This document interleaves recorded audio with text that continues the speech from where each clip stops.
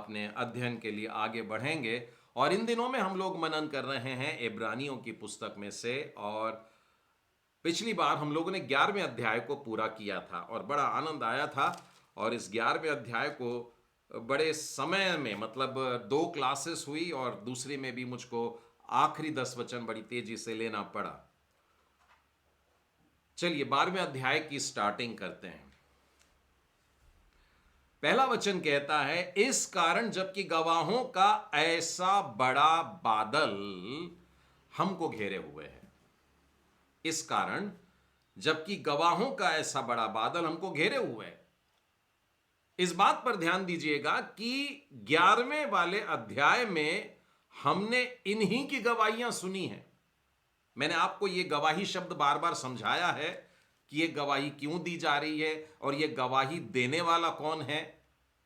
और अब समझ में आता है 12वें अध्याय को पहले वचन को पढ़ के कि जो वचन हमको पहुंचाया जा रहा है, लिखने वाले ने परमेश्वर की आत्मा में होकर के 11वें अध्याय में केवल उसका बैकग्राउंड बनाया है, इसीलिए कि अब हम घेरे गए हैं इतने सारे गवाहों से। बल्कि लिखा है ऐसा बड़ा बादल, महिमा का बादल। विश्वास बादल जो होता है कंटिन्यूस होमोजेनियस स्ट्रक्चर होता है। अगर आपने प्लेन में ट्रैवल किया है तो जब प्लेन गुजरता है तो आप अपने आप को चारों ओर से बादलों से घिरा पाते हैं। इतने ज्यादा घिरे रहते हैं कि अब कुछ भी नजर नहीं आता, सिर्फ बादल। तो बाइबल यह बताना चाहती है कि तुम घिरे हुए हो, बादलों से घिरे हुए हो, चारों ओर से घिरे हुए हो, और इसीलिए अब तुमको यह करना है। क्या है? तो आओ हम हर एक रोकने वाली वस्तु और उलझाने वाले पाप को दूर करके, यानी हमको 2 काम करने हैं। क्या करना है? हर एक रोकने वाली वस्तु और उलझाने वाले पाप को दूर करके वह दौड़ जिसमें हमें दौड़ना है, धीरज से दौड़ें। यह एक वचन ही बहुत बड़ा है, पर फिर भी मैं तेजी से बताऊंगा आपको। प्रत्येक व्यक्ति के मसीही जीवन में रोकने वाली वस्तुएं होती हैं। प्रत्येक के जीवन में ऐसा कोई विश्वासी नहीं है जो कहेगा कि यीशु के पास जाने में मेरा कोई रुकावट नहीं है। बहुत सारी रुकावटें हैं। बहुत सारे लोग तो मुझे यह भी कहते हैं, ब्रदर ये वेडनेसडे को हम ज्वाइन नहीं कर पाएंगे क्योंकि फलाना प्रॉब्लम है। मैंने कहा ठीक है, फिर बाद में जब करता हूं और कहता हूं आपने 12वां अध्याय पढ़ तो लिया? नहीं ब्रदर, आज नहीं पढ़ पाए क्योंकि ऐसा ऐसा प्रॉब्लम था। रुकावटें कैसी भी हो सकती है। अचानक पेट में दर्द, सिर में दर्द, ये भी एक रुकावट है। जिस समय आप बाइबल पढ़ना चाहते हैं आपका मित्र दरवाजे पर आ जाता है, ये भी एक रुकावट है। शैतान कभी नहीं चाहेगा कि आप बैठ करके परमेश्वर के वचनों पर मनन करें, और जब आपने बाइबल खोली उसी समय एक फोन आ गया आपके बड़े परम मित्र का, जिसको नहीं कर सकते थे, तो इसलिए आपने बाइबल को बाजू में सरका दी और फोन पे घंटों बात कर लिए और बाद में फोन को बंद करके 5 मिनट बाइबल पढ़ लिए। ये भी रुकावट है। हम लोग न जाने कितनी बार परमेश्वर के टेलीग्राम्स को मिस करते हैं, परमेश्वर के अर्जेंट मैसेजेस को मिस करते हैं। हर एक रोकने वाली वस्तु लिखा है, यानी बहुत सारी वस्तुएं हैं जो हमको रोक रही है। केवल 1 या 2 से बचने के लिए नहीं बोला गया है, हर एक रोकने वाली वस्तु से अब हमको बचने का है। मैं बच्चों के साथ जब रहता हूं ना, टीनेजर्स की बात कर रहा हूं, उनको मैं कहता हूं सूची बना लो कौन कौन सी बातें तुम्हें परमेश्वर से दूर कर रही हैं। बोलने को तो कुछ लगता नहीं, लेकिन जब कागज पर लिखने बैठते हैं तो एक लंबी सूची तैयार हो जाती है कि कौन कौन सी बातें हैं जो हमें परमेश्वर से दूर रखती हैं।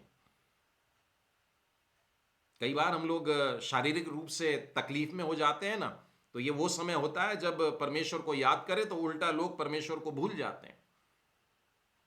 अपने दुख में नहीं करते हैं, अपनी बीमारी में नहीं करते हैं तो क्या बोलते हैं? प्रभु जी आपने मुझको यह दुख क्यों दिया?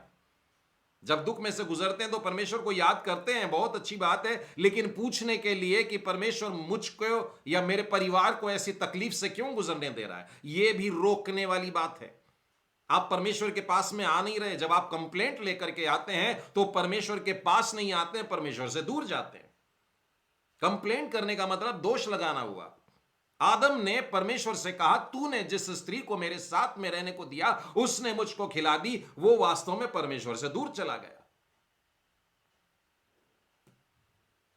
पतरस रोते रोते पास में आया। गलती उसने भी किया था, गलती यहूदा इस्करियोती ने किया था, और दोनों को अपनी गलती का एहसास हुआ और दोनों रोए, और दोनों रो करके अलग अलग दिशा में गए। एक यीशु से दूर गया और एक यीशु के पास में आता है। हर एक रोकने वाली वस्तु को आइडेंटिफाई करने का है। जवान बच्चों में मैंने देखा है, ये लॉकडाउन के दिनों में पढ़ाई के बहाने उन लोगों को एक एक मोबाइल मिल गया। अरे मोबाइल क्या मिला, उन लोगों को शैतान ने उनके हाथ में एक ऐसी वस्तु दे दिया है कि अब पढ़ाई से ज्यादा उनको उसमें गेम्स मिलते हैं। और कल परसों मुझको एक पप्पा ने बताया कि उसके बेटे ने बहुत सारे पैसे, ध्यान रखिएगा, बहुत सारे पैसे चुरा करके मोबाइल में डाले। मैंने कहा मोबाइल तो आपका है, मोबाइल की चार्जिंग भी आप ही करते होंगे, फिर बच्चे को पैसे की जरूरत क्यों पड़ी? बोले बारूद लेना था। मैं चौंक गया, मुझे ये सब टर्म्स नहीं मालूम है। मैंने उस पिताजी से पूछा, मुझको बताइए ये बारूद लेने के लिए बच्चे ने पैसा लिया, आप कौन से बारूद की बात कर रहे हैं? बोले वो मशीन गन मिलती है, वो बारूद मिलता है, इन लोग बच्चे लोग युद्ध लड़ते हैं। तो कितनी आसानी से शैतान ने रोकने वाली वस्तुओं को बना के हमारे घर में, हमारे बच्चों के हाथ में इस उम्र से दे दिया है। अब माता पिता इस बात को बहुत ध्यान से समझे। काम तो अभी बाद में लिखा है क्या करना है, और काम शुरू करने के पहले लिखा हुआ है हर एक रोकने वाली वस्तु। आज शाम को हम लोग लौट रहे थे, रास्ते में थे, और सामने एक बड़ा सा ऑटो जा रहा था, 3 व्हीलर टाइप का जो होता है ना, जिसमें कैरेज होता है। तो उसमें घर की लग्जरीज की कुछ सामान थी। मुझे एक एडवर्टाइजमेंट याद आया कि आप अगर एक शॉप से, एक दुकान से अगर आप एयर कंडीशनर लेते हैं तो साथ में एक टीवी आपको मुफ्त में मिलता है। तो बहुत सारे लोग ऐसा वाला एयर कंडीशन जो लेना ही था, एक एयर कंडीशन तो चलो ये वाला एसी ले लेते हैं, इसके साथ में एक बड़ा सा फ्लैट वाला दीवार पर लगाने वाला टीवी मिल रहा है। रोकने वाली वस्तुएं हमारे घरों में घुस जाती हैं, और घुसकर भी मालूम है कहां बैठती हैं? हमारे घर के सबसे इंपॉर्टेंट वाली जगह पर बैठती है। यानी आप घर के किसी भी कोने में रहेंगे, आपको वो चीज जरूर दिखेगी। उसका एंगल भी हम लोग ऐसा सेट करके रख देते हैं कि वो सब जगह से दिखाई देता है। आपके घर में कोई प्रवेश भी करेगा तो उसको दिखाई देगा। आप आराम से अपने सोफे पे बैठे हैं तो आपको दिखाई देगा। सारे एंगल से देखिए, वो आपको सामने नजर आएगा। रोकने वाली वस्तुओं से बचने का है, हर एक रोकने वाली वस्तु से बचना है। यह सूची बहुत लंबी है, खाने पीने की भी बातें इसमें, मैं भी उस पर नहीं बोलूंगा। ठंड के दिन आ रहे हैं, बिस्तर भी रोकने वाली वस्तु बन जाती है, आलस्य। मैं इतना सारा एक ही शब्द पे अभी नहीं बताऊंगा, अभी बहुत सारी बातें आपको इस अध्याय में से बतानी है। पर ध्यान रखें कि हम लोग घिरे हुए हैं, और किन लोगों से घिरे हैं? उस महिमा में बादल से घिरे हुए हैं जिनमें गवाही देने वाले खड़े हैं, जिनकी गवाही परमेश्वर ने दिया है। और ऐसे ऐसे लोग हैं, बिल्कुल उत्पत्ति से गिनाए हुए लोग हैं। निर्गमन वाला भी है, न्यायियों वाला भी है, और उसमें दाऊद भी है। इस प्रकार से पुराने नियम के सारे विशेष विशेष लोग यहां पर जुड़े हुए हैं। अब इनको देख करके आओ हम हर एक रोकने वाली वस्तु, उलझाने वाले पाप को दूर करके वह दौड़ जिसमें हमें दौड़ना है, धीरज से दौड़े। जब हम अपने इन सारे प्रॉब्लम्स को दूर करेंगे, मेरे पास समय नहीं कि मैं भी ये भी बताऊं कि ये वाली बातें इन सारे लोगों ने भी की थी। हर एक रोकने वाली वस्तु और उलझाने वाले पाप। एक उदाहरण देता हूं, अब्राहम का लीजिए। जब उसे आज्ञा मिली उत्पत्ति के 12वें अध्याय में, और परमेश्वर ने अब्राहम से कहा अपने पिता का घर छोड़, अपने पिता का घर छोड़ और उस स्थान पर चल जो मैं तुझको दिखाऊंगा। यहां पर हम देखते हैं अब्राम के मसीही जीवन की शुरुआत होती है।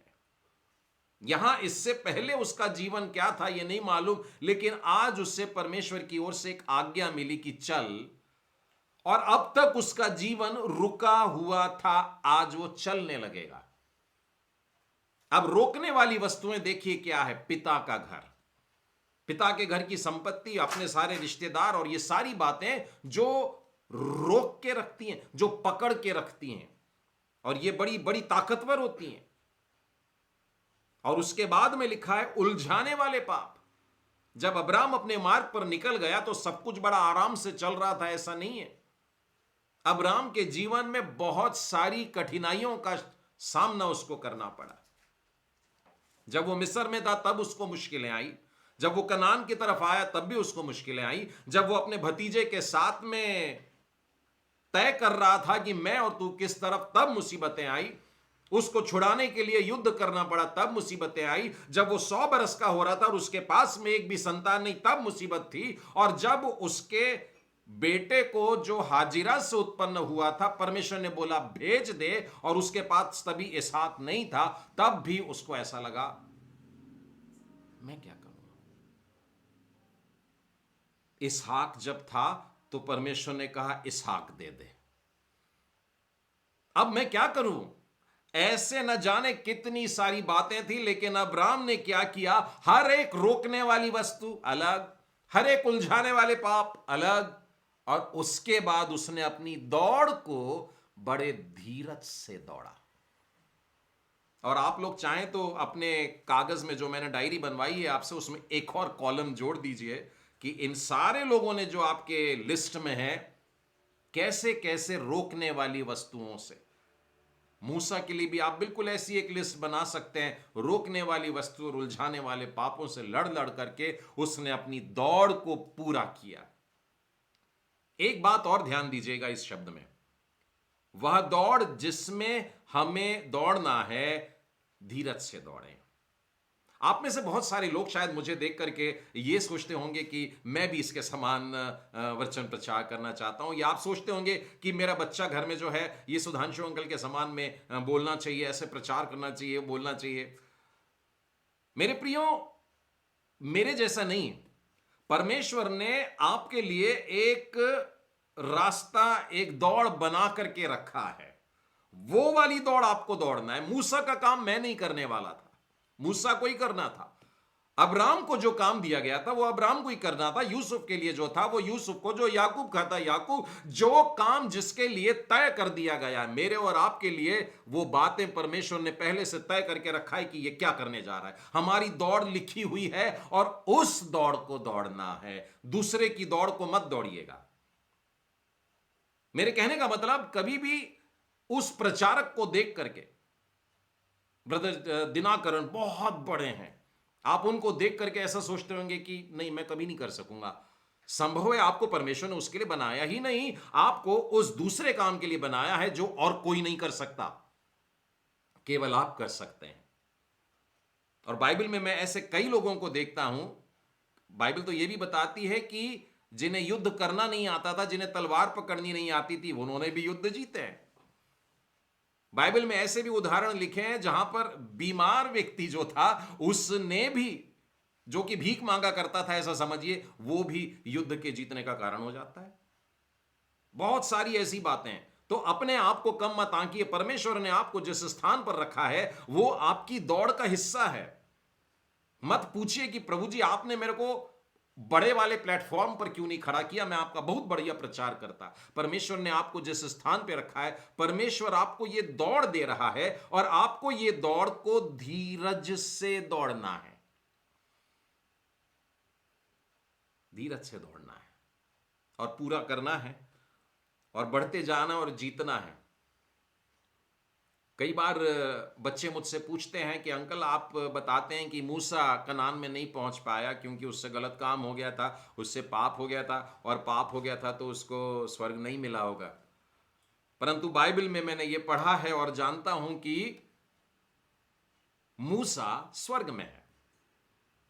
मैं इस बात को अभी डिटेल में फिर से वही वाला लेसन शुरू नहीं करूंगा जो मैंने बच्चे को बताया था, परंतु इतना बताना चाहूंगा कि ये गवाहों के बादल में मूसा का भी नाम है और ये परमेश्वर गवाही दे रहा है उसके बारे में। बेशक उसने शारीरिक रूप से यरदन पार उस तरफ कनान में नहीं गया, क्योंकि इससे गलती जरूर हुई थी, लेकिन उसने अपनी दौड़ को इतनी बढ़िया तरीके से पूरी किया कि जब वो उस आखिरी बार पर्वत पर दौड़ करके जाता है, दौड़ के इसलिए बोल रहा हूं क्योंकि उसका पौरुष तभी भी खत्म नहीं था, उसकी आंखें भी बड़ी तेज थी और फुर्तीला था।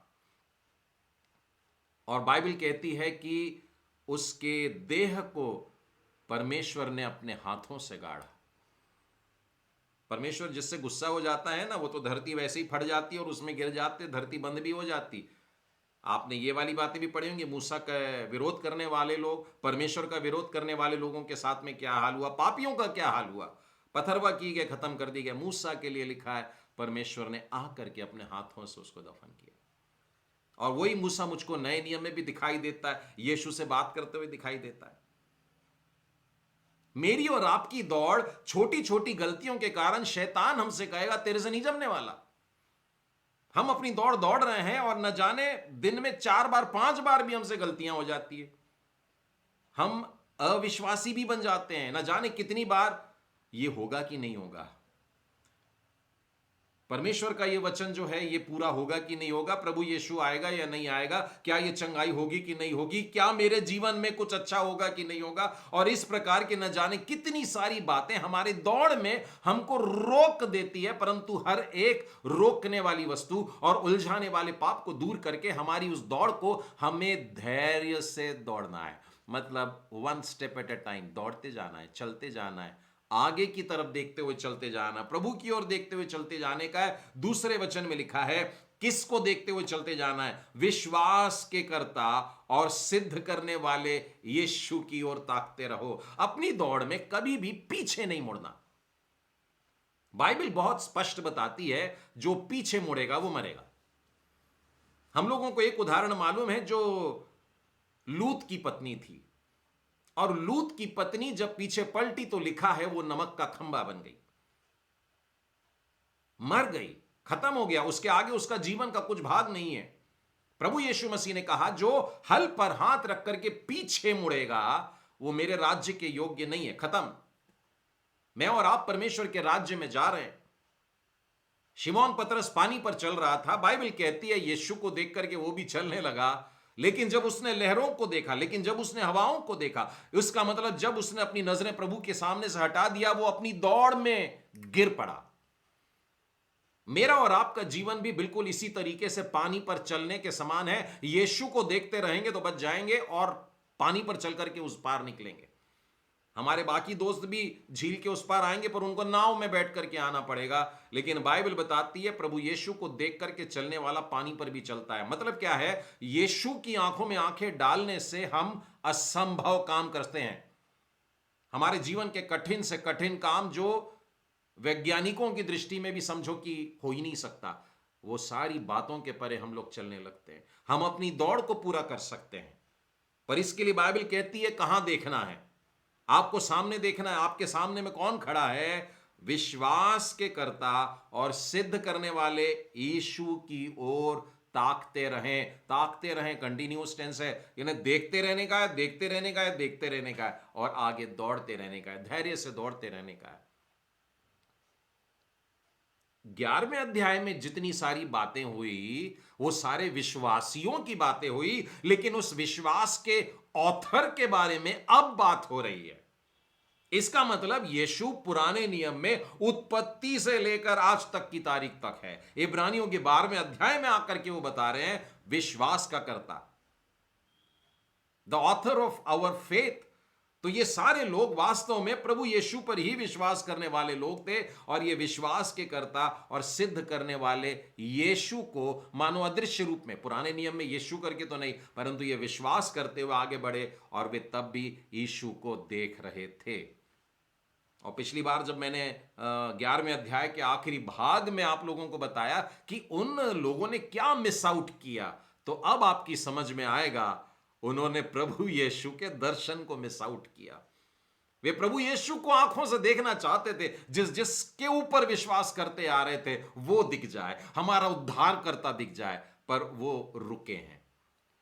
अब वो रुके कैसे हैं, वो भी मैंने आपको बताया था कि हमारे लिए ये उत्तम बात ठहराई गई है कि वे हमारे बिना सिद्धता को नहीं पहुंचेंगे। इसका क्या मतलब हुआ? मुझे ऐसा लग रहा है कि रेस में हमारे साथ साथ वो भी चल रहे हैं और हम सब लोग एक साथ एक दिन परमेश्वर के सामने उपस्थित होने वाले हैं। हमारे बगैर वे सिद्धता तक नहीं पहुंच रहे हैं। इसका मतलब ये सारे गवाहों के बादल के साथ अब मैं भी उस बादल में शामिल हो गया, आप भी उस बादल में शामिल हो गए, गवाहों के बादल में होकर के जा रहे। पर हां, एक बात ध्यान रखना, अपनी गवाही बनाए रखना, अपनी मसीह गवाही बनाए रखना। जैसे इन लोगों के नाम है, वहां पहुंचने पर परमेश्वर हमारा नाम लेकर के कहे कि हां, ये सुधांशु है और इसके जीवन की ये बात से स्पष्ट होता है कि ये विश्वासी है। ऐसा बोलने वाली बात होना चाहिए। हम लोग गवाहों के बादल से घिरे हैं। परमेश्वर चाहता है कि हम भी गवाह रहें और परमेश्वर चाहता है उनके साथ साथ हम भी अपनी दौड़ को धैर्य से दौड़ते रहें और लगातार यीशु को देखते रहें, पूरे समय प्रभु यीशु को देखते रहें।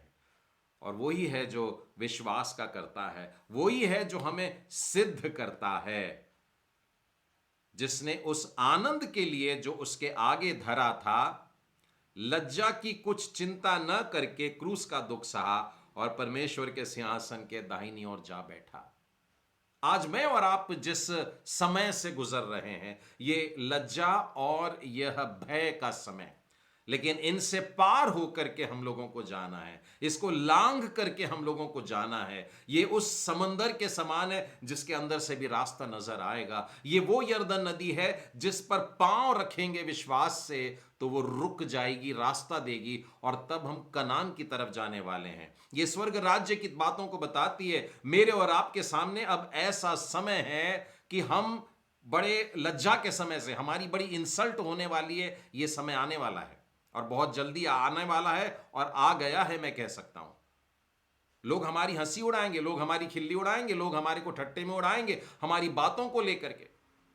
और कल ही मैंने एक प्रचारक के द्वारा यह सुना कि उनके प्रचार किए हुए मैसेजेस को अब YouTube पर ब्लॉक करने लगे हैं। क्यों? क्योंकि वे प्रभु यीशु मसीह के आगमन का प्रचार कर रहे हैं। तो प्रभु यीशु मसीह के आगमन का प्रचार करने वाले जो वक्ता हैं, जो प्रभु के सेवक हैं, उनके ऊपर इस तरीके का बैन आने लग रहा है। तो ऐसे लज्जा के समय से निकलकर, ठट्ठे में उड़ाए जाने के समय से निकलकर, लोग हमें पागल कहेंगे लेकिन इसमें से निकल करके इसकी कोई चिंता नहीं करना है हमको। यीशु के समान हम भी परमेश्वर के सिंहासन के पास में पहुंचने वाले हैं। तीसरा वचन, इसीलिए उस पर ध्यान करो जिसने अपने विरोध में पापियों का इतना विरोध सह लिया कि तुम निराश होकर साहस न छोड़ दो। तुमने पाप से लड़ते हुए उससे ऐसी मुठभेड़ नहीं की कि तुम्हारा लहू बहा हो। प्रभु यीशु मसीह के तरह का दर्द हमने आज तक नहीं सहा है, उसके जैसी मार हमने नहीं सही है, उसके जैसा मानसिक वेदना हम लोगों ने नहीं सही है। हमारा पसीना कभी लहू बन करके नहीं टपका है, हमने कभी आत्मा में होकर के वैसे आंसू नहीं बहाए।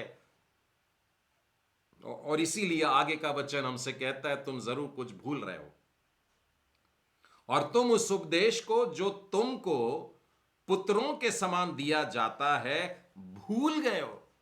बेटे होने के बाद भी भूल गए हो। तुमको तो समझाता कि तुम मेरे बच्चे हो पर तुम करते नहीं हो, ऐसे करके बड़ी उदासी से लेखक कह रहा है। परमेश्वर का वचन कह रहा है मैंने तुमको अपने जिगर का टुकड़ा समझा, तुमको अपना बेटा समझा, फिर भी तुम नहीं सुन रहे हो। इस बात का एक हल्का सा एहसास उन माता पिता को हो सकता है जिनके जवान बच्चे उनके नहीं सुनते हैं। बड़ा दर्द होता है।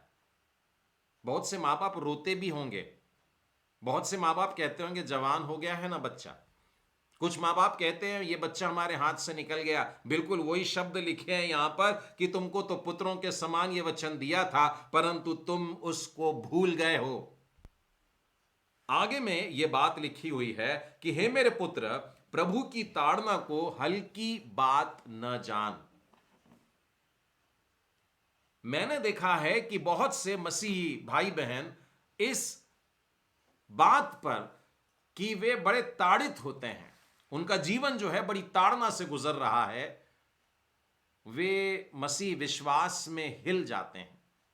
और इसीलिए मैं थोड़ी देर इस विषय पे भी बोलना चाहूंगा कि हे मेरे पुत्र, प्रभु की ताड़ना को हल्की बात मत जान।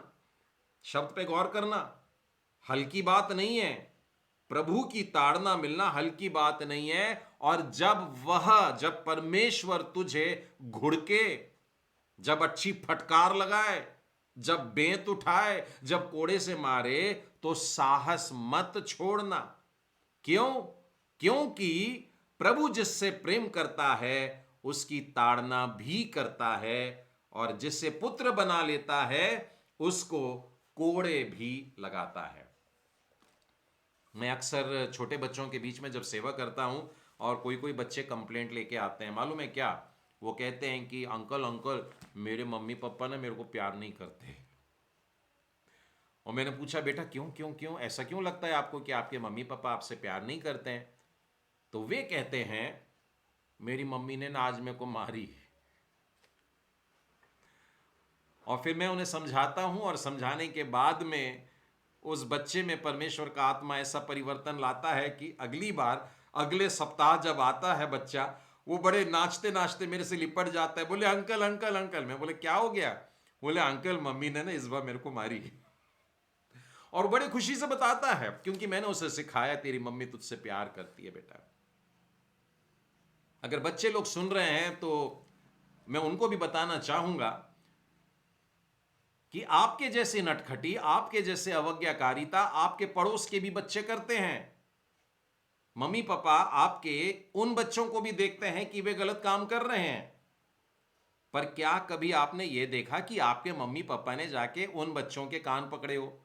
क्या कभी आपके मम्मी पापा ने अपने आस पड़ोस में जो बच्चे हैं उनके गलत काम पर उनको उठक बैठक कराया है? क्या सड़क चलते लड़कों से गलत काम देखते हुए क्या आपके मम्मा पापा ने उन पर छड़ी बरसाई है?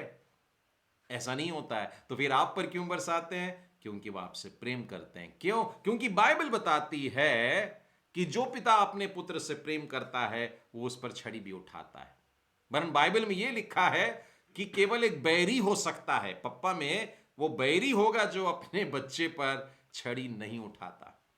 बाइबल कहती है तो उस पर छड़ी उठा, वो मर नहीं जाएगा, वास्तव में जीवन में प्रवेश करते हैं। तो जहां पर परमेश्वर की तरफ से सुधार की बात आ जाती है, वहां पर लोग थोड़ा सा सहम जाते हैं, थोड़ा पीछे हट जाते हैं। डांट की बात जहां आती है, आप वचन सुनाइए लोगों को, यीशु प्यार करता है आपसे, भीड़ जम जाएगी। आप कहिए यीशु बुलाता है बीमारों को, तकलीफ में पड़े लोगों को, रोने वालों को यीशु बुलाता है, भीड़ लग जाएगी। लेकिन आप बोलिए मेरे प्रचार का जो मुद्दा है, जो बैनर है, वो ये है, यीशु सुधारता है, यीशु फटकारता है, यीशु डांटता है। आप पूरे मैदान में अकेले रहेंगे। मेरे ख्याल से ऐसा विषय बता देंगे तो ऑर्गेनाइजर शायद आपको बुलाएंगे भी नहीं। लेकिन बाइबल हमें यह बताती है कि वो पिता है, और वो पिता जिससे प्रेम करता है उसको डांटता है, उसको फटकारता है। यह परमेश्वर के सिखाने का तरीका है। जिससे मैं प्रेम करूंगा उसको मैं डांटूंगा, समझाऊंगा, मार भी पड़ सकती है। बाइबल में कई प्रकार के ऐसे टाइटल्स हैं जो परमेश्वर को दिए जाते हैं। यहोवा राफा, चंगा करने आ रहा परमेश्वर, यहोवा शामा, और यहोवा शालोम, और यहोवा ईरे, और इन सब के साथ में हम लोगों को बहुत अच्छे से मालूम है कि क्या क्या शब्द जुड़े हैं, और बड़ी आशीष के शब्द, और हम बड़े आनंदित होकर के इसके लिए जय जयकार करते हुए बोलते रहते हैं। लेकिन कितने लोग हैं जो कहेंगे यहोवा मक्के, यहोवा सुधारेगा, यहोवा फटकारेगा, यहोवा छड़ी उठाएगा। हम लोग इस प्रकार के शब्दों को नहीं बोलते हैं। लेकिन बाइबल में आज इब्रानियों के 12वें अध्याय में यह बता रहा है कि मैंने तुमको 11वां अध्याय जो बताया वो बादलों से घिरे हुए गवाहों के बीच में तुमको खड़ा करके इसीलिए बता रहा हूं कि तुमको यह दौड़ धीरज से दौड़ना है, और तुमको सारे रोकने वाले और सारे उलझाने वाले पाप से बच करके रहना है। क्योंकि तुम अपनी दौड़ को बराबर नहीं दौड़ रहे हो, तुम सामने नहीं देख रहे हो, और तुमको जो वचन दिया गया था उसको तुम भुला बैठे हो। और ये भूल क्यों हुई है मालूम है? हम परमेश्वर से नाराज हो जाते हैं। क्यों?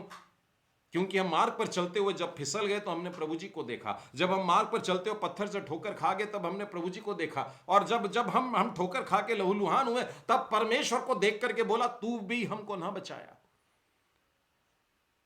लेकिन बाइबल कहती है बेटा मैंने तो तेरी ताड़त किया है, मैंने ये तेरे जीवन में छोटे छोटे दुखों को भेजा है क्योंकि मैं तुझे सिखाना चाहता हूं, मैं तुझे बना रहा हूं। और ये परमेश्वर का तरीका है ताड़ना देने का।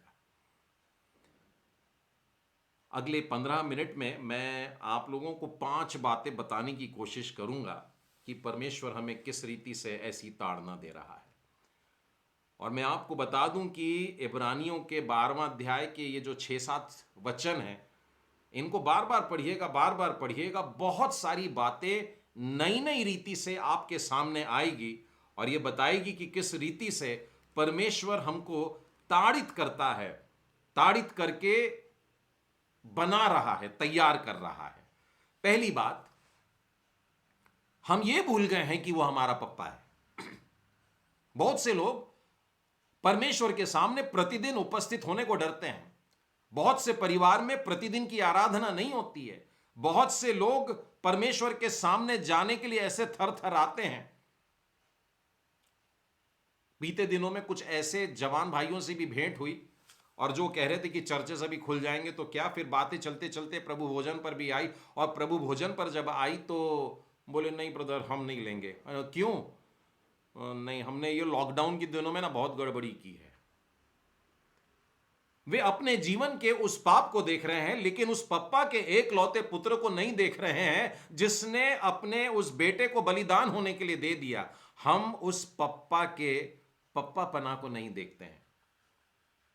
आज परमेश्वर कह रहा है मैं तुम्हें इसीलिए ताड़ित कर रहा हूं ताकि तुम जान जाओ कि जिस पुत्र से मैं प्रेम करता हूं उसको ताड़ित करता हूं, मतलब मैं उसको अपना बेटा समझता हूं, मतलब वो मुझको बाप समझे।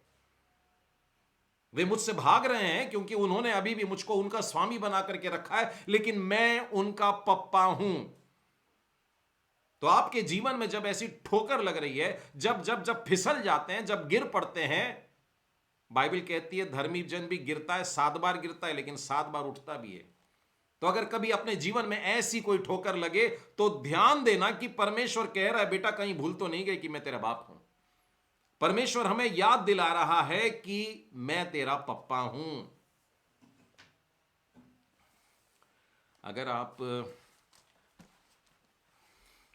समय नहीं कि मैं इतने सारे आपको उदाहरण दूं, पर फिर भी कुछ बातें मैं जरूर बताना चाहूंगा।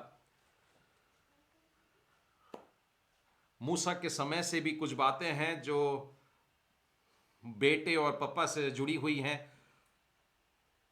सुलेमान के भी जीवन से जुड़ी हुई कुछ बातें हैं। मैं बाइबल में से आपको 2 कुरिन्थी और उसके 3 अध्याय में लेकर के चलता हूं। 2 कुरिन्थी उसका 3 अध्याय, 2 कुरिन्थी 13वां अध्याय और उसके 14वें वचन में से वो वाला वचन पढ़कर के बता रहा हूं जो पास्टर्स सर्विस के एंड में बोलते हैं। और यहां पर आप देखेंगे कि यहां पर लिखा है, और अब हमारे प्रभु यीशु मसीह का अनुग्रह और परमेश्वर पिता का प्रेम और पवित्र आत्मा की सहभागिता तुम सबके साथ बनी रहे, आमीन। चर्च की आराधना की समाप्ति के समय पास्टर साहब जब ये वचन बोलते हैं तब वे इसी ऑर्डर में बोलते हैं, और कई लोग ना गुस्सा हो जाते हैं। मैंने देखा है लोगों को ऑब्जेक्शन उठाते हुए, उन्होंने शायद ये वाला वचन नहीं पढ़ा होगा, उन्होंने ऑब्जेक्शन लिया, नहीं पास्टर साहब आपको पहले पिता बोलना चाहिए, फिर पुत्र बोलना चाहिए, पवित्र आत्मा बोलना चाहिए। पिता पुत्र पवित्र आत्मा ये ऑर्डर होता है। लेकिन बाइबल हमें बताती है प्रभु यीशु मसीह का अनुग्रह, परमेश्वर पिता का प्रेम और पवित्र आत्मा की सहभागिता। इस शब्द में ध्यान रखिए कि परमेश्वर पिता के प्रेम को बीच में डाला गया है। कुछ तो कारण जरूर होगा। प्रभु यीशु को दिखाया, पवित्र आत्मा को दिखाया, लेकिन बीच में पिता को दिखा रहा है। मेरा और आपका ध्यान मानो इस ओर खींचना चाहता है कि हम इस बात को स्मरण रखें।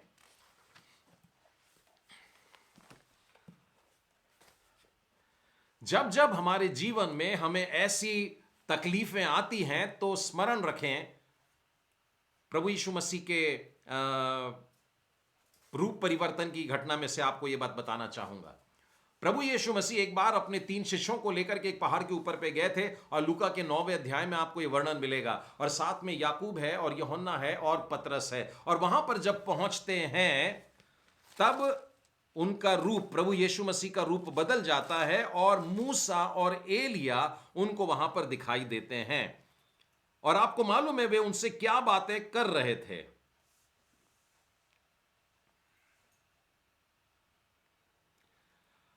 और वे प्रभु यीशु मसीह के जीवन में आने वाली उस दुख की बातों को, मरने की बातों को, यहां पर वचन लिखा है, और देखो मूसा और एलिया ये 2 पुरुष उसके साथ जो बातें कर रहे थे वे महिमा सहित दिखाई दिए और उसके मरने की चर्चा कर रहे थे, उसके मरने की चर्चा कर रहे थे।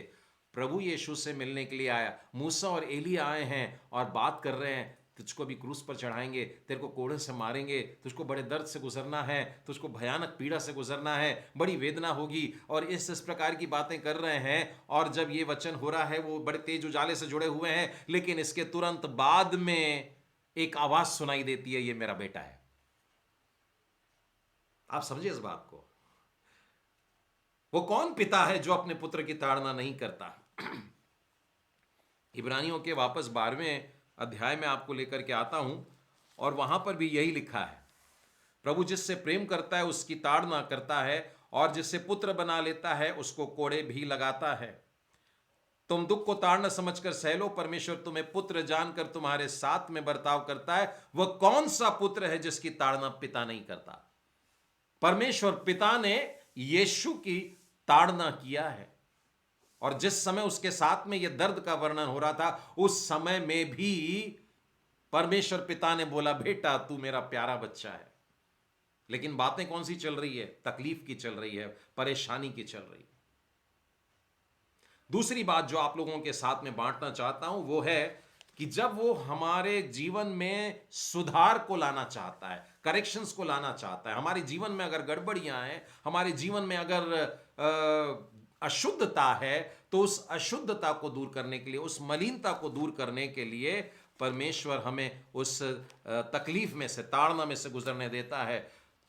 नीति वचन के 22वें अध्याय, नीति वचन 22 और उसके 15वें वचन में लिखा हुआ है, लड़के की मन की मूर्खता की गांठ बंधी रहती है, परंतु अनुशासन की छड़ी के द्वारा वह खोलकर उससे दूर की जाती है।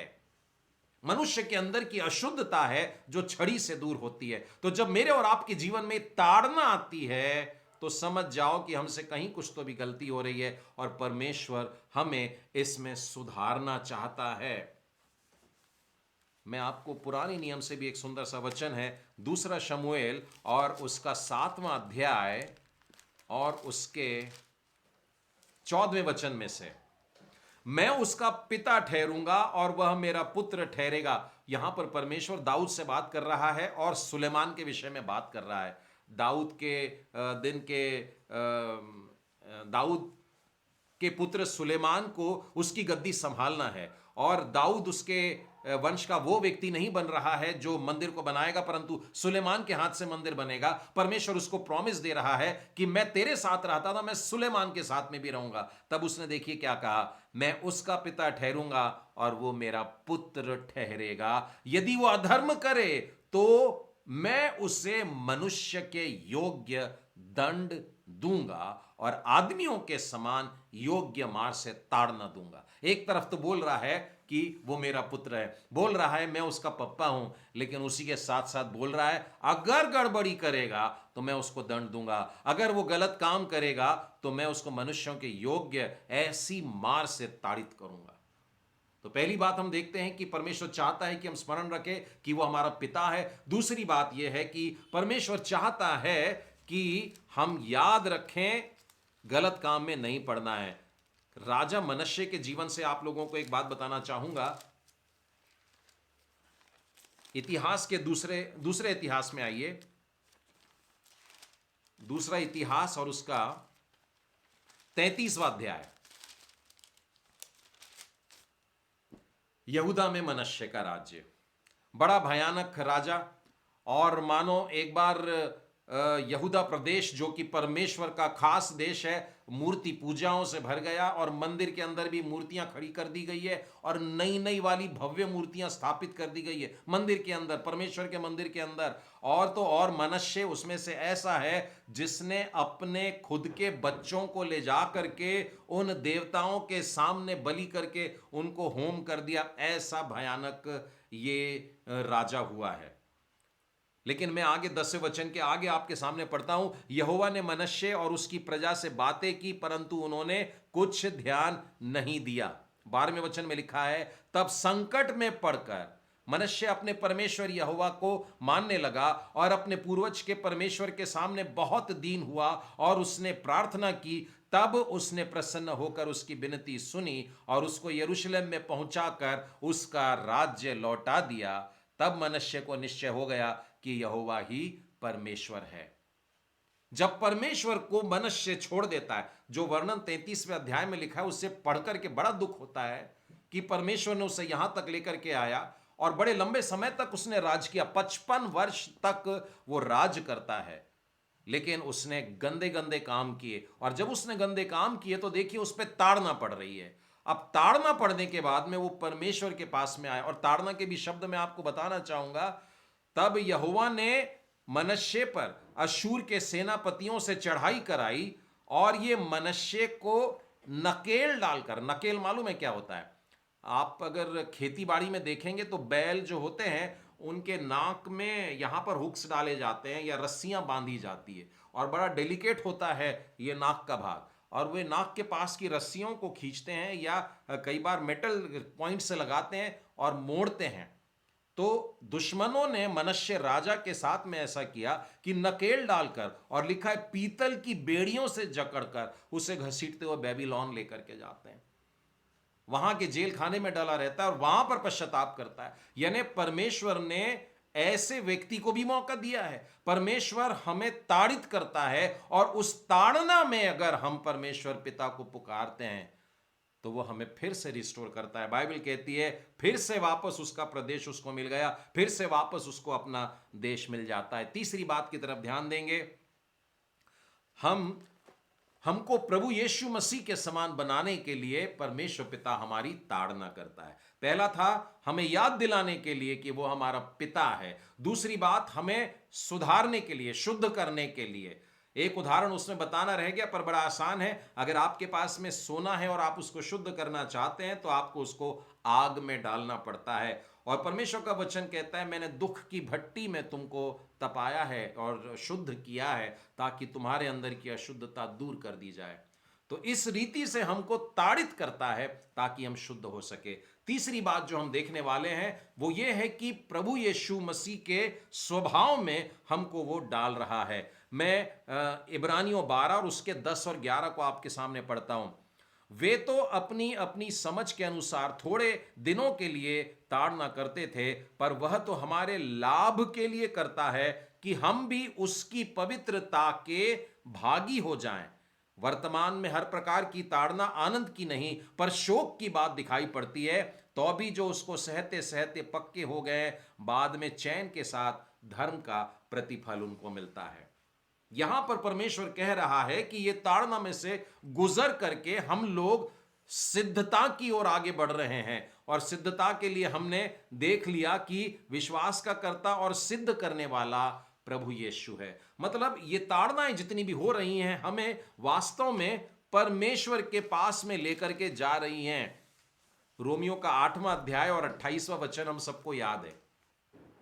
हम जानते हैं कि जो लोग परमेश्वर से प्रेम रखते हैं उनके लिए सब बातें मिलकर भलाई ही को उत्पन्न करती हैं। आप लोगों ने ये वाले वचन का इस्तेमाल किया होगा अपने भाई बहनों के लिए, अपने विश्वासी भाइयों के लिए, जब कभी वो तकलीफ में से जाते हैं, और आपने अवश्य ही कहा होगा कि जो कुछ हो रहा है बड़ा अच्छा हो रहा है और इसमें से भी कुछ भलाई निकलेगी। आप ये वाले वचन को ही बोल रहे हैं कि परमेश्वर जिनसे प्रेम करता है उनके लिए जो भी कुछ आज हो रहा है, जो भी ताड़ना उन पर पड़ रही है, उससे भलाई ही निकलने वाली है। अर्थात उन्हीं के लिए जो उसकी इच्छा से बुलाए जा रहे हैं। अब इसके आगे वाले वचन को गौर से सुनना, 29वां वचन, क्योंकि जिन्हें उसने पहले से जान लिया है उन्हें पहले से ठहराया भी है कि उसके पुत्र के स्वरूप में हो। मुझको और आपको उसने पहले तो चुन लिया, उसके बाद में ठहरा दिया, और इस बात के लिए मानो लिख दिया प्रभु यीशु का स्वभाव इससे मिले, उसके पुत्र के स्वरूप में हो जाने के लिए। तो हमारी जो ताड़ना हो रही है, जिसमें से हम गुजर रहे हैं, उसमें से जो भलाई उत्पन्न होने वाली है, वो कोई बंगला गाड़ी मिलने वाली भलाई की बात नहीं लिखी है। मैं और आप प्रभु यीशु के स्वरूप में ढलने वाले हैं, इस प्रकार से परमेश्वर का वचन कहता है। मैं प्रकाशित वाक्य में से भी 3 अध्याय और उसके 10वें वचन में से आप लोगों के सामने बताता हूं। प्रकाशित वाक्य उसका 3 अध्याय 10वां वचन पहले देखिए। तूने मेरे धीरज के वचन को थामा है, यानी इस ताड़ना के समय में भी तूने धैर्य रखा है, पकड़ के रखा है, इसलिए मैं भी तुझे परीक्षा के उस समय बचाए रखूंगा जो पृथ्वी पर रहने वाले के परखने के लिए सारे संसार पर आने वाला है। यानी आज से भी एक भयानक समय आने वाला है। आज महामारी का समय लगता है, पेंडेमिक का समय लगता है, और जगह जगह भूकंप फिर शुरू हो गए हैं। ये सारी बातों से बढ़कर के भी एक तकलीफ का समय, महाक्लेश का समय आने वाला है। परमेश्वर का वचन कहता है मैं तुझको संभालूंगा। क्यों संभालेगा? क्योंकि तूने आज मेरे वचन को धैर्य से संभाला है। उसके बाद में लिखा है जो जय पाए उसे मैं अपने परमेश्वर के मंदिर में खंबा बनाऊंगा और वो फिर कभी बाहर ना निकलेगा, और मैं अपने परमेश्वर का नाम और अपने परमेश्वर का के नगर अर्थात नए यरूशलेम का नाम जो मेरे परमेश्वर के पास से स्वर्ग पर से उतरने वाला है, और अपना नया नाम उस पर लिखूंगा। यह जो ताड़ना के समय धैर्य धर करके चलते हैं उनके लिए बहुत बड़ा इनाम है। महाक्लेश के समय में परमेश्वर उनको संभाल के रखेगा, और परमेश्वर ने कहा जो जय पाता है, जो इस ताड़ना में से होकर के आगे बढ़ पाता है, जो इस सिद्धता तक पहुंचता है, प्रभु यीशु के स्वरूप में होकर पहुंचता है, वो ऊपर मेरे पास में आ रहा है, स्वर्ग पर आने वाला है, और मैं उसको एक नया नाम देने वाला हूं। इस प्रकार से वो कहता है। तो ये 3 बातें हम लोगों ने देखी, और एक और बात आप लोगों के सामने रखता हूं, और वो है हमारी ताड़ना इसलिए होती है ताकि हम और फल लेकर के आए। हमारी ताड़ना इसलिए होती है कि हम और फल लाए। यूहन्ना का 15वां अध्याय आप लोगों को मालूम है। सच्ची दाखलता मैं हूं, मेरा पिता किसान है। जो डाली मुझ में है और नहीं फलती उसको काट डालता है, पर जो बनी है फलती है उसे वो छांटता है ताकि और फल लाए। अब ये जो छांटने की प्रक्रिया होती है, यानी कैंची चलाने की प्रक्रिया होती है, ये भी तकलीफदायक होती है। कई मसीह लोग सोचते हैं मैं तो अच्छा ही कर रहा था, मैं तो चर्च ही जा रहा था, मैं तो प्रार्थना ही में ही लगा था, फिर मेरे ऊपर ये तकलीफ क्यों आ गई? परमेश्वर का वचन कहता है मैं ताड़ना दे रहा हूं, मैं अपने बच्चों की ताड़ना करता हूं, मेरे पौधे हो तुम, मेरे लिए फल ला रहे हो तुम, और मैं चाहता हूं कि सिर्फ 50 नहीं 100 फल लाओ। और इसीलिए वो थोड़ा थोड़ा छांटता है। और कहां कहां से छांटना है यह भी एक बगीचे के माली को मालूम होता है। और मेरा पिता किसान है, वो किसान जानता है कि मेरे पेड़ में कहां कहां प्रॉब्लम है, और वो मेरे जीवन को सही तरीके से छांट देता है ताकि मैं और फलूं। प्रकाशित भजन संहिता में से एक वचन आपको बताता हूं। भजन संहिता 66 10 11 और 12। क्योंकि हे परमेश्वर तूने हमको जांचा, तूने हमें चांदी के समान ताया, तूने हमको जाल में फंसाया और हमारी कटी पर भारी बोझ बांधा, तूने घुड़चरों को हमारे सिरों के ऊपर से चलाया, हम आग और जल से होकर गए, परंतु तूने हमको उबार के सुख से उबार दिया है। यानी मेरे जीवन में ये तकलीफ आई, वो तकलीफ आई, वो तकलीफ आई, मैं रोने लगा, मैं गिड़गिड़ाने लगा, मैं बिलखने लगा, मैं टूट गया, मैं खत्म हो गया, लेकिन मैं और फलदायी हो गया। कितनी अद्भुत आशीषें हैं परमेश्वर की ताड़ना में। इसीलिए बाइबल कह रही है मुझको और आपको कि परमेश्वर की ताड़ना को हल्की बात मत जान। हे मेरे पुत्र, प्रभु की ताड़ना को हल्की बात मत जान, बहुत ग्रेट बात है, बहुत बड़ी ब्लेसिंग की बात है। एक और वचन मैं आपको दूसरे तिमुथियुस में से बताना चाहूंगा, दूसरा तिमुथी और उसका दूसरा अध्याय। बड़ा रोचक उदाहरण है। बड़े घर में न केवल सोने चांदी के पर काठ और मिट्टी के बर्तन भी होते हैं, कोई कोई तो आदर और कोई अनादर के लिए। यदि कोई अपने आप को इनसे शुद्ध करेगा तो वह आदर का बर्तन और पवित्र ठहरेगा और स्वामी के काम आएगा और हर भले काम के लिए तैयार पाया जाएगा। परमेश्वर ने अलग अलग बर्तन प्रकार के बनाए हुए हैं, कुछ मेटल के हैं, कुछ काठ के हैं, कुछ मिट्टी के हैं। और मैं और आप अपने आप को अगर मिट्टी के भी समझते हैं तो परमेश्वर बोलता है कोई प्रॉब्लम नहीं, मैं तुझको भी इस्तेमाल करूंगा। हम बेबीलोन के उन राजाओं के समान नहीं जिनके पास सोने और चांदी के बर्तन थे, यरूशलेम से मंगवाए थे, यरूशलेम के मंदिर से मंगवाए थे, पर कोई आशीष का कारण नहीं बने, क्योंकि उसमें से उन्होंने पाप कर लिया और उसी रात को मर गए।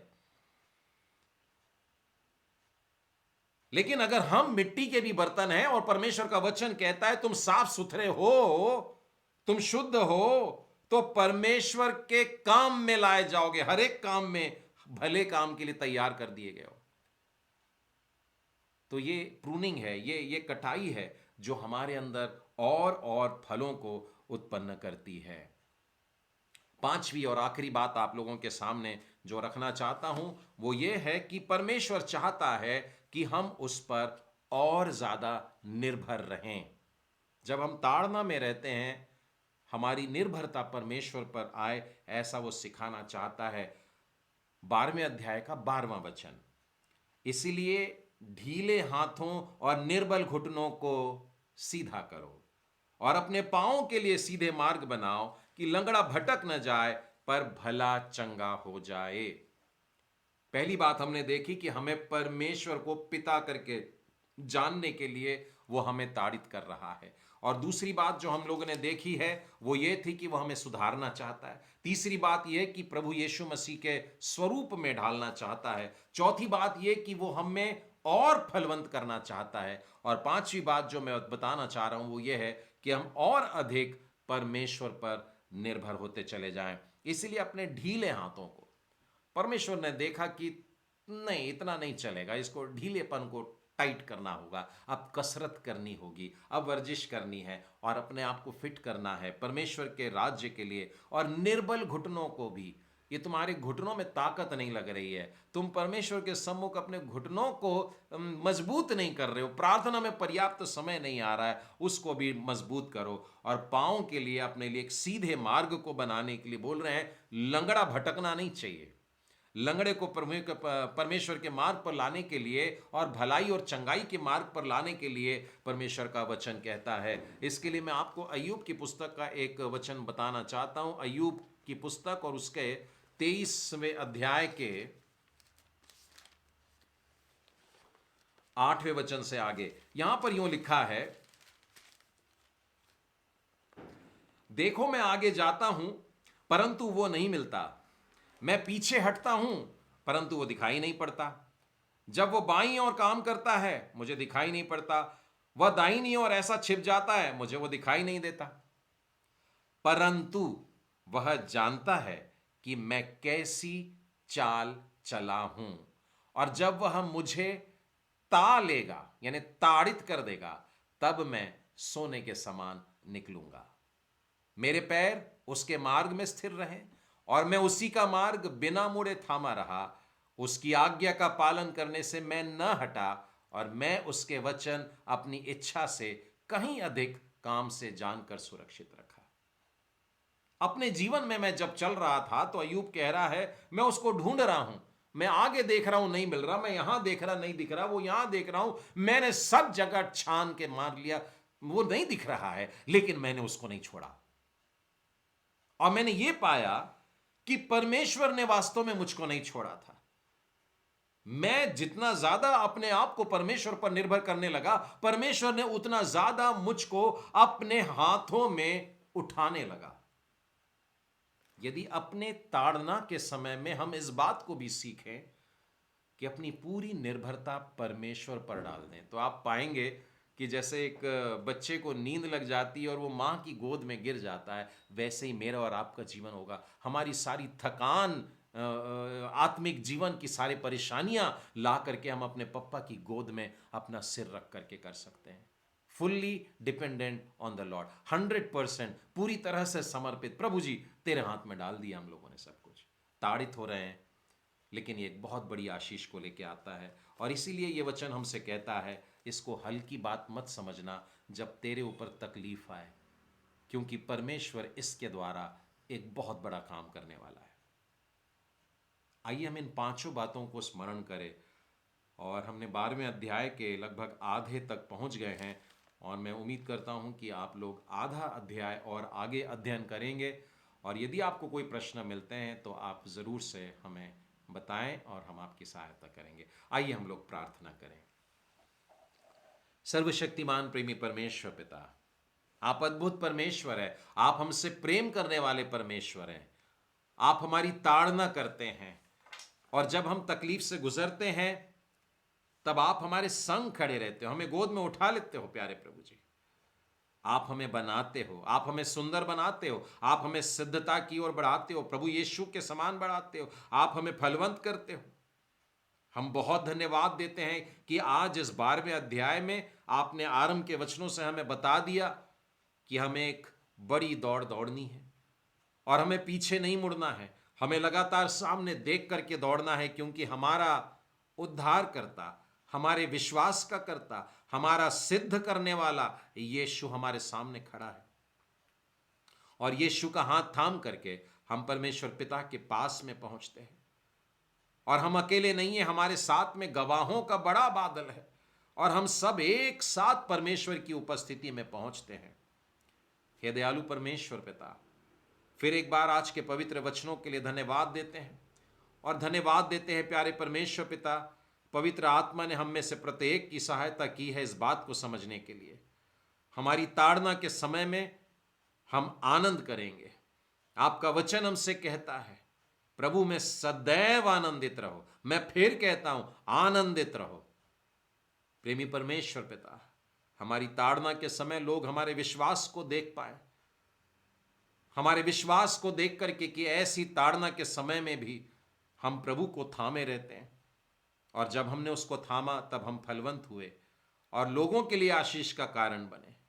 हे प्रेमी परमेश्वर, आपका वचन कहता है, इन विश्वासियों की सूची में आपने हमारा नाम लिख करके रख दिया है। प्रेमी परमेश्वर पिता, आपके आने के दिन तक हम इस पर स्थिर पाए जाएं, हम इस पर पक्के पाए जाएं, हम इस बात को थामे रहें। हम में से कुछ लोग भूल गए थे प्यारे प्रभु, और आज आपने स्मरण दिलाया है। हम आज से फिर एक बार अपने आप को आपके हाथों में पुनः समर्पित करते हैं। आप हमें अपनी ताकत से भरिए प्यारे प्रभु, और होने दीजिए कि आपके आने वाले दिन हम नाचते गाते हुए आपके साथ बादलों पर उठाए जाएं, जहां पर हम मूसा से, एलिया से और इन सारे प्रियजनों से मिलेंगे जिनके नाम हमने 11वें अध्याय में पढ़े हैं। और उनके साथ साथ आज के समय के भी लोग, और हमारे भी जी प्रियजन हमारे से आगे निकल गए, उनको भी प्रभु जी हम देखेंगे और आनंद करेंगे, और इस बात का आनंद कि आपका वचन सत्य है। हे दयालु परमेश्वर पिता, आज हम विशेष प्रार्थना करते हैं इस फेलोशिप में जितने भी जन जुड़े हुए हैं, यदि वे ताड़ना के समय से जा रहे हैं, प्रभु जी आज आपकी शांति उनको प्राप्त होवे। हम उनके लिए भी प्रार्थना करते जो आज पहली बार इस फेलोशिप में ज्वाइन हुए हैं। हे प्यारे परमेश्वर पिता, उनके जीवन में भी अगर कोई आंसू है तो आपका वचन उनको देते हैं, मैं तुम्हारे आंखों के सारे आंसुओं को पोंछ डालूंगा। हे प्यारे परमेश्वर पिता, हम इस फेलोशिप में जुड़े सारे बच्चे, सारे जवान, सारे बड़े और बुजुर्गों के लिए भी प्रार्थना करते हैं।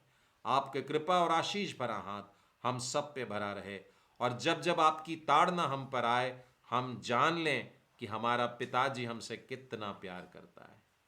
फिर एक बार आज की इस रात्रि के समय अपना जीवन आपके पवित्र हाथों में सौंपते हैं, और इस प्रार्थना को हम अपने उद्धार करता प्रभु यीशु मसीह के नाम में मांगते हैं। सुनो ग्रहण कर, आमीन।